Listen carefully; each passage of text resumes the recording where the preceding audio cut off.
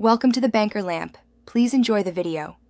You begin by making sure your Ego TV and the controller device are on the same Wi-Fi network. This lets them communicate. Sign into your YouTube account on a phone or computer so you can authorize the TV. Once done, open YouTube on the TV app and navigate to Settings link with TV code. This displays a short code. Write it down or keep the screen visible, because you'll need that code next to complete pairing quickly and securely.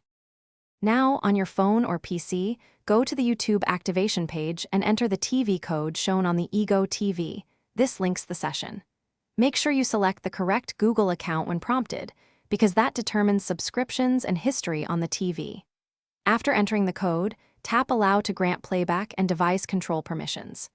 Once authorized, the TV app refreshes automatically. If it doesn't, close and reopen the YouTube app on the Ego TV to finalize the connection.